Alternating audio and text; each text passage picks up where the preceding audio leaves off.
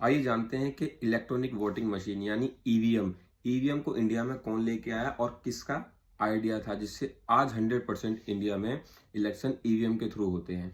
So guys 1980 से पहले ये आइडिया इलेक्शन कमीशन ने सोचा था, यानी कि जो वोटिंग की प्रक्रिया है उसको आसान करने के लिए, उसको इजी करने में, जिसमें उनको प्रॉब्लम क्यों होती थी बूथ कैप्चरिंग में, काउंटिंग में या चुनाव में वॉलेट पेपर में कुछ गड़बड़ी की आशंका लगती थी, जिसके कारण उन्होंने इलेक्शन की प्रक्रिया को आसान करने के लिए इंजीनियर्स ने एक मशीन को डेवलप किया जिसका नाम ईवीएम है, जिससे आज इंडिया में 100% जो इलेक्शन होते हैं ईवीएम के थ्रू ही होते हैं।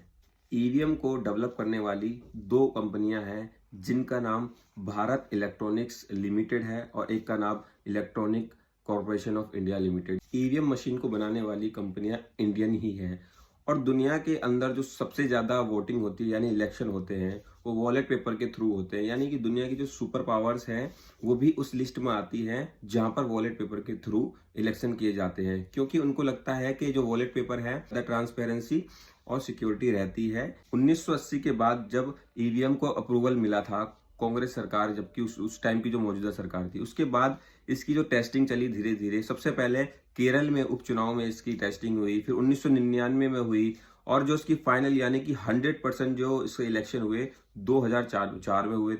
उस समय भी यूपीए की सरकार यानी कांग्रेस की सरकार बनी थी। जिस सरकार ने ईवीएम को अप्रूवल दिया उनकी 2004 में उसी से सरकार भी बनी थी ईवीएम से, और उसके बाद अगर वो आज हार रहे हैं तो ईवीएम को ब्लेम नहीं कर सकते, बिकॉज ईवीएम को अप्रूवल और लाने वाले भी इंडिया में आप हैं। अगर आप हार रहे हैं तो अपने मुद्दों को सही करिए, ईवीएम को ब्लेम ना कर। इलेक्शन चाहे वॉलेट पेपर से हो चाहे ईवीएम हो, आपके मुद्दे जमीनी होना चाहिए। एग्जाम्पल के तौर पे हम देखते हैं दुनिया के सबसे महंगे शहर हर चीज में, चाहे बिजनेस हो चाहे डेवलपमेंट हो, वो न्यूयॉर्क है। न्यूयॉर्क के अंदर एक बंदा इलेक्शन जीता जिसका नाम जोहरान ममदानी है, क्योंकि वहां वो बंदा मुसलमान है और वहां पर जो मुसलमानों की जो संख्या है 8 से 9% है, तब भी वो इलेक्शन जीत गया। बहुत सारे बिलियनर उसके अगेंस्ट इलेक्शन लड़ रहे थे, इवन जो वहां के राष्ट्रपति हैं ट्रंप, वो भी उसके अगेंस्ट थे, उसके बाद भी वो इलेक्शन जीत जाते हैं। क्यों? क्योंकि उनके जो मुद्दे थे जमीनी थे।